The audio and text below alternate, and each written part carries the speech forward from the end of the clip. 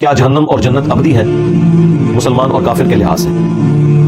دیکھیں قرآن کا جو اسلوب ہے وہ تو بالکل یہی بتا رہا ہے کہ جنت اور جہنم ابدی ہے. اختلاف جو پایا جاتا ہے وہ دوزخ کے کیس میں ہے اور وہ بھی قرآن میں نہیں ہے. چند علماء کی رائے ہے, اس میں ٹاپ آف لسٹ صوفیوں کے امام جو محی الدین ابن عربی ہیں اور سلفی اہل حدیث وہابیوں کے امام ابن تیمیہ. حالانکہ دونوں بالکل 180 ڈگری عقیدے رکھتے ہیں. ابن تیمیہ تو محی الدین ابن عربی کو مسلمان بھی نہیں سمجھتے, آپس میں ان کے 200 سال کا فرق ہے. محی الدین ابن عربی پہلے ہیں, ابن تیمیہ بعد میں آئے. لیکن اس کے باوجود دونوں کا یہ نظریہ ہے کہ ایک نہ ایک دن جہنم ختم کر دی جائے گی.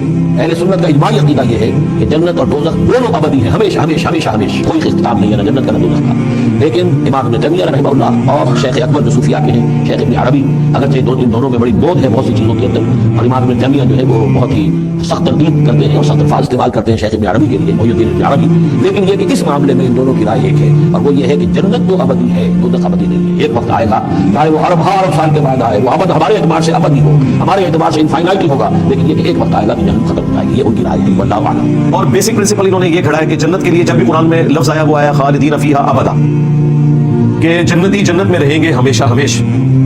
جبکہ جہنم کے لیے آیا ہے خالدین فیہا, جہنمی رہیں گے جہنم میں ہمیشہ. وہ کہتے ہیں ابدا کے الفاظ نہیں ہیں, تو وہ بھی میں نے ان کی ڈاکٹرن توڑی تھی کہ قرآن میں موجود ہے خالدین فیہا ابدا جہنمیوں کے لیے, وہ آیات بھی موجود ہے. ماڈرن ایج میں اس مسئلے کو دو بڑے بندوں نے اٹھایا. جس طرح وہاں 180 ڈگری ہے نا, یہاں پہ بھی دو بندے 180 ڈگری ہیں. ہمارے استاد ڈاکٹر اسرار صاحب رحمہ اللہ اور ہمارے استاد جاوید احمد غامدی صاحب حافظہ اللہ تعالی. دونوں نظریات میں ایک دوسرے کے بالکل خلاف ہے, لیکن دونوں اس ماڈرن ایج میں اس مسئلے کو گود لیے ہوئے ہیں کہ جنت تو ہمیشہ کے لیے ہے, لیکن جہنم کبھی نہ کبھی اللہ تعالیٰ ختم کر دے گا کروڑوں اربوں سال کے بعد. اور دلیل وہ بزرگوں سے لیتے ہیں یا قرآن کی اس آیت سے لیتے ہیں کہ اللہ تعالیٰ نے فرمایا کہ جنتی جنت میں رہیں گے ہمیشہ ہمیشہ جب تک زمین و آسمان قائم ہے. یہ محاورتاً ایک بات ہو رہی ہوتی ہے قرآن میں, مگر تیرا رب چاہے جو بھی معاملہ فرمائے. وہ کہتے ہیں اس میں جو آیا اور لیکن ساتھ آیا کہ تیرے رب کی عطا جو ہے وہ غیر محدود ہے. اس کا مطلب ہے جنت کے لیے آیا کہ اللہ تعالیٰ کبھی یہ نہیں چاہے گا کہ جنت ختم کر دی جائے. جہنم کے لیے جو ہے وہ اس طرح کے الفاظ نہیں آئے, اس لیے جہنم کے چانسز ہے کہ ختم ہو جائے. تو یہ کرالٹیز بنا کے انہوں نے اس طرح کے رزلٹ نکالے. بل ایک بات جو ہے وہ غامدی صاحب کی بڑی وزنی ہے, اس عقیدے کے اعتبار سے نہیں, لیکن اس میں بیان کرتے ہوئے انہوں نے ایک بات بڑی زبردست کی تھی کہ جنت اللہ تعالیٰ کا وعدہ ہے جو اس نے پورا کرنا ہے اہل ایمان کے ساتھ, کیونکہ اللہ تعالیٰ اپنے وعدے کی خلاف ورزی نہیں کرتا. اور یہ بات قرآن میں بار بار اس لیے ریپیٹ ہوئی کہ دنیا میں ایسا ہو جاتا ہے کہ کسی شخص کو اس کی محنت کا پھل نہ ملے, تقدیر غالب آ جائے اور رزلٹ بالکل اپوزٹ آ جائے. آخرت میں ایسا نہیں ہوگا کہ دنیا میں کسی شخص نے صحیح عقیدہ رکھا, اچھے اعمال کیے اور رزلٹ اپوزٹ آ گیا. اگر ریاکاری کی, شرک کیا, وہ تو ظاہر دنیا میں ہی پتا ہے کہ اس کا کوئی اجر نہیں ملنا. اس لیے اللہ تعالیٰ آخرت کے بارے میں کہتا ہے کہ وہاں پر بیڈ لک نہیں ہوگی کسی کے ساتھ. دنیا میں بیڈ لک ہو سکتی ہے کیونکہ دنیا میں اللہ تعالیٰ نے قانون ابتلا رکھا ہوا ہے, یعنی آزمائش کے ساتھ چھوڑا ہے. کسی کو دے کے اللہ آزماتا ہے, کسی سے لے کے. آخرت میں ایسا نہیں کرے گا کہ ہاں تو بڑا اچھا تھا دنیا میں, میں بڑا خوش ہوں, لیکن جنت میں تجھے پھینکتا ہوں. ایسا نہیں ہوگا. دنیا میں ہو سکتا ہے کہ ہاں بڑی تم نے اچھی محنت کی, تم ڈیزرو تھے, لیکن تم پہ میں امتحان ڈالوں گا کہ اس دفعہ تمہارے ساتھ یہ ہو جائے گا, اینڈ پیپروں میں بیمار ہو جاؤ گے, ایکسیڈنٹ ہو جائے گا, پیپر رہ جائیں گے. یہ آزمائش ہو. اسی لیے اللہ تعالیٰ کو قرآن میں بار بار یہ اعلان کرنا پڑا کہ اللہ تعالیٰ اپنے وعدے کی خلاف ورزی نہیں کرتا, کہ کوئی شخص اس وسوسے کا شکار نہ ہو جائے کہ جس طرح دنیا میں بیڈ لک ہوئی تھی کہ آخرت میں بھی نہ ہو جائے. آخرت کے معاملے میں بیڈ لک نہیں ہونی. جو شخص بھی اپنے رب کے ساتھ کمیٹڈ رہا ہے, آخرت کی ہمیشہ کی کامیابیاں اس کا مقدر ہونے والی ہے انشاءاللہ تعالیٰ. یہ بات یاد رکھیے گا. اور غامدی صاحب نے اس کے ساتھ ایک چیز ایڈ کی کہ جنت تو اللہ کا وعدہ ہے, لیکن جہنم اللہ کا وعدہ نہیں ہے, وہ اللہ کی وعید ہے. اگر اللہ تعالیٰ جنت نہیں دیتا نا تو وعدہ خلافی کرتا ہے. جو وعدہ خلافی کرتا ہے وہ خدا نہیں, اور جو خدا ہے وہ وعدہ خلافی نہیں کرتا. تو جھوٹ بولے وہ خدا نہیں, اور جو خدا ہے وہ جھوٹ نہیں بول سکتا. لیکن جہنم وعدہ نہیں ہے کہ جو یہ کرے گا میں اسے جہنم دوں گا انشاءاللہ, اس میں وہاں اس کا بڑا اکرام ہوگا, بلکہ وہ اللہ کی دھمکی اور وعید ہے. تو وہ تو اس کا اختیار ہے کہ ٹھیک ہے تو قابل تو اس کے تھا, لیکن چل تجھے معاف کیا. اب اس میں تو اللہ کو کوئی نہیں پوچھ سکتا, نہ وعدہ خلاف کہہ سکتا ہے, کیونکہ وہ اپنے کسی وعدے سے پیچھے نہیں ہٹا. جو سزا دینی تھی وہ اس نے معاف کر دی. ہاں جو انعام دینا تھا اس سے اگر پیچھے ہٹتا ہے تو وعدہ خلافی کرتا ہے, وہ خدا نہیں رہتا پھر. اس لیے وہاں پہ تو ایسا نہیں ہوگا. لیکن یہ تو اس کا اختیار ہے نا. ہم تو یہ کہیں گے کہ اس کا تو یہ بھی اختیار ہے کہ وہ کسی کے لیے جنت یا جہنم کا فیصلہ کرے, لیکن اس میں اگر ہم اس لیول پہ آگے چلے گئے تو پھر اس میں عقیدہ کفر بھی شامل ہو جائے گا. یعنی اگر کوئی شخص یہ کہے کہ اللہ تعالیٰ چاہے تو موسیٰ علیہ السلام کو دوزخ میں اور فرعون کو جنت میں بھیج دے, نعوذ باللہ, تو یہ کلمات کفر ہے. اس کے لیے پتہ کیا بولا جائے گا, یہ محال ہے. اس میں یہ سوال بھی نہیں ہوگا کیا یہ اللہ کی قدرت سے باہر ہے. بھائی قدرت کا سوال ہی نہیں ہے. کوئی بھی نوٹوریس چیز اللہ کی قدرت میں داخل ہی نہیں ہے. کیا اللہ کوئی ایسا پتھر بنا سکتا ہے جسے خود نہ اٹھا سکے؟ اب اس سوال کا آپ کیا جواب دیں گے؟ اس کا جواب ہے محال ہے. کیونکہ اگر آپ کہتے ہیں نا کہ ہاں وہ ایسا پتھر بنا سکتا ہے جسے خود نہ اٹھا سکے, تو ایک مسئلہ تو آپ نے حل کر دیا کہ اس نے پتھر بنا لیا.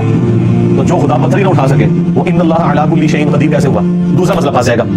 तो ये फलसफियाना सवाल थे। ये जब मुतज़िला के ज़ेर असर खलीफा मामून रशीद के दौर में अब्बासियों ने फलसफे की किताबें अरबी में ट्रांसलेट की ना, उस वक्त ये पैसे फिर शुरू हुई, अकली पैसे। तो फिर इल्मुल कलाम इजाद किया गया कि इन बातों के जवाब आपने कैसे देने हैं। उसके लिए दो टर्म्स डिवाइस हुई, मुहाल और मकदूर। मुहाल वो चीजें हैं जो अल्लाह ताला की कुदरत में दाखिल नहीं है, और इसमें कुदरत का दर्स नहीं है, बल्कि वो बाई डेफिनेशन ही चीजें गलत है। क्या अल्लाह अपने साथ का कोई और खुदा पैदा कर सकता है? इसका जवाब अगर आप देंगे हाँ, तो जब एक और खुदा पैदा हो गया तो तौहीद की नफी हो गई। फिर दूसरी बात, जब वो पैदा हो गया तो वो तो खुदा हुई ना, वो तो मखलूक है। खुदा की तो डेफिनेशन है लम यलिद वलम यूलद, खुदा तो पैदा नहीं होता, वो तो हमेशा से है। और अगर आप कहेंगे नहीं पैदा कर सकता तो लोग कहेंगे आपने कुदरत की नफी कर दी कि अच्छा ये काम तो वो नहीं कर सकता। तो इसका जवाब यह है ये मुहाल है, ये बाई डेफिनेशन ही गलत है। इसके अगेंस्ट कुछ चीजें ऐसी हैं जो मकदूर है, अगरचे वो अल्लाह ने की नहीं हुई लेकिन कुदरत में दाखिल है। मसलन क्या अल्लाह इस बात पर कादिर है कि जमीन से कोई ऐसी सीढ़ी बनाए कि हम आसमान पे चढ़ जाएं? हम कहेंगे कि हाँ, अल्लाह ताला ऐसी सीढ़ी बना सकता है। अगला सवाल वो करे कि वो सीढ़ी की तरह हम कहेंगे बनाई नहीं है, लेकिन बाई डेफिनेशन इन्नल्लाह अला कुल्ली शैइन कदीर के तहत वो इस चीज के ऊपर कादिर है। अगरचे वो काम उसने नहीं किया लेकिन कुदरत में दाखिल है। क्या अल्लाह ताला इस बात के ऊपर कादिर है कि बगैर शादी के किसी औरत को औलाद दे दे? हम कहेंगे बिल्कुल ये बात मकदूर है। अगरचे ईसा इब्न मरियम के सिवा कोई एग्जाम्पल नहीं है और ना क़यामत तक कोई एग्जाम्पल होगी, वरना मैं बता दी जाती, लेकिन मकदूर जरूर है, चाहे तो वो कर सकता है। पांच औरत को औलाद पॉसिबल नहीं है, लेकिन क्या अल्लाह ताला दे सकता है? हम कहते हैं हाँ, मकदूर जरूर है, उसकी कुदरत में दाखिल है, लेकिन ऐसा करेगा नहीं वो। सवाल ये कि हजरत ज़करिया अलैहिस्सलाम को यहया अलैहिस्सलाम मिल गए, बाकी उमूमन ये अल्लाह ताला का तरीका नहीं है। या वहां पे हजरत सारा के लिए हजरत इसहाक पैदा हो गए, लेकिन ये चीज मकदूर जरूर है, चाहे तो कर सकता है, लेकिन उमूमन दुनिया का कानून इसके साथ अल्लाह ने नहीं जोड़ा हुआ। क्या अल्लाह ताला ये कर सकता है कि किसी को आग में फेंका जाए उसे आग ना खाए? हम कहते हैं ऐसा होता नहीं है, लेकिन ये उसकी कुदरत में दाखिल है। एक दफा उसने किया है इब्राहीम अलैहिस्सलाम के लिए। जनरल रूल फिर भी नहीं है, वो इसे में रखिएगा, लेकिन जनरल रूल ना होने के बावजूद मुहाल नहीं है, मकदूर है। अगरचे वो ना करे तब भी मकदूर है, यानी कुदरत में दाखिल है कि वो ऐसा कर सकता है। बस ये टोटल जो है फलसफा इल्मुल कलाम ये है जो मैंने आपको बयान कर दिया, जो ये कई साल बेचारे पढ़ते रहते हैं। फिर भी आप इनसे जाके आज भी अपने वैसे चेक करने से अपने मुफ्ती पूछना मुहाल और मकदूर क्या होते हैं। ये लफ्ज भी कई मुफ्तियों को नहीं पता होते।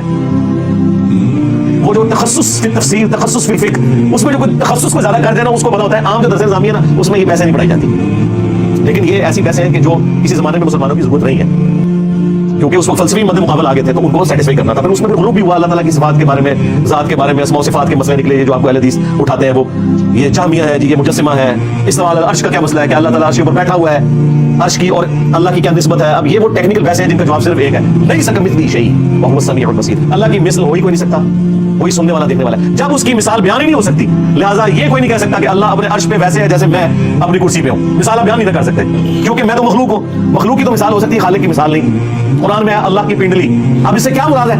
वो अल्लाह के साथ खास है। अल्लाह की कुर्सी, इससे क्या मुराद है? वो अल्लाह के साथ खास है।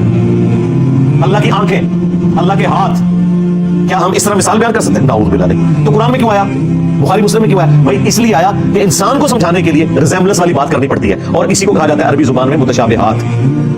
रिजेम्बलेंस वाली चीजें, मिलती जुलती चीजें। जिस तरह हूरों के तसव्वुर के लिए दुनिया में अल्लाह ताला ने औरत की आजमाइश रख दी, जन्नत के फलों के तसव्वुर के लिए दुनिया में फल रख दिए, लेकिन अगर कोई शख्स ये कहे कि वो जन्नत के फल हैं वो वैसे होंगे जिस तरह हमारे ये वाले फल होते हैं, नहीं नहीं नहीं, जन्नत की तो मिसाल बयान ही नहीं की जा सकती, सिर्फ इसलिए कि यहाँ पे आपको एक धुंधला सा तसव्वुर है। और इसी को अल्लाह ताला ने सूरह आल इमरान की आयत नंबर 7 में बयान किया कि कुरान की आयत दो किस्म की है। एक वो आयत है जो मुहकमात है और वो किताब की असल है, यानी वो क्या है? नमाज पढ़ो, शिर्क न करो, माँ बाप के साथ उसने सलूक करो, बदकारी से बचो, जो जो अल्लाह ताला ने हुक्म दिए या जिन नाफरमानी के कामों से रोका है, ये तमाम है मुहकमात, अल्लाह की तरफ से हुक्म। और अल्लाह ने कहा कि ये किताब की असल है, और साथ ही फरमाया दूसरी है मुतशाबिहात, जिन पे सिर्फ तुमने ईमान लेके आना है, उनकी तफसीलात अल्लाह के साथ खास है। और अहले इल्म भी यही कहते हैं कि ये सब कुछ हमारे रब की तरफ से, हम सब पे ईमान लाते हैं, और इनके जो मामलात हैं, इनकी तफसीलात अल्लाह के सुपुर्द हम करते हैं।